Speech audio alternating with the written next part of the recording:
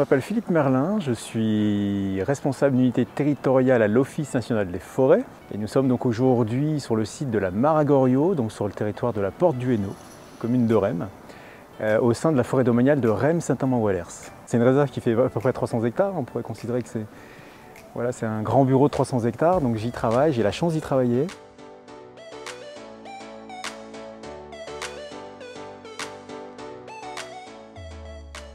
C'est un site vraiment emblématique. Tout d'abord, on est en milieu forestier.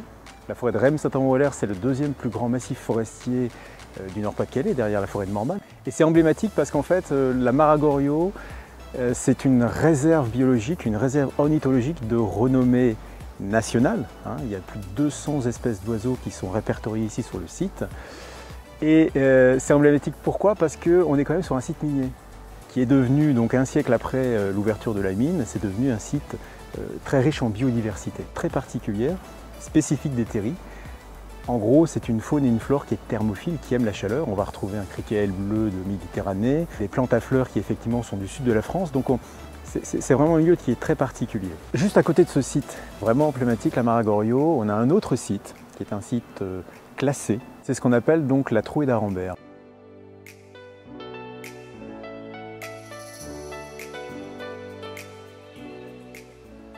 On est à 2 pas de la Maragorio, là où on était tout à l'heure. Et là, on est sur la Drève des Boules d'Airain. Alors la Drève des Boules d'Airain, ça ne dit pas grand-chose, mais par contre, si je donne son autre nom, c'est la Tranchée ou la Trouée d'Arambert, ça tout le monde connaît. Et c'est un site qui est donc emblématique pour les vélos. C'est une drève donc pavée qui fait 2400 mètres de long. C'est un chemin qui date du 18e et qui, par la suite, a été très utilisé par les mineurs, notamment pour rejoindre en fait, le site de Wallers-Arambert qui est juste derrière nous. Elle est mondialement connue puisqu'effectivement on a une course, la Paris-Roubaix. Ce pavé est un des passages mythiques de la course, il fait partie de ce qu'on appelle l'enfer du Nord. Il faut imaginer qu'ici, au mois de mars, généralement les premiers week-ends de mars, suivant les années, lors de la course, on a 10 à 15 000 personnes qui se le long du pavé, des fans de course qui viennent de tout pays, c'est-à-dire qu'on a des Espagnols, des Italiens, beaucoup de Belges, etc.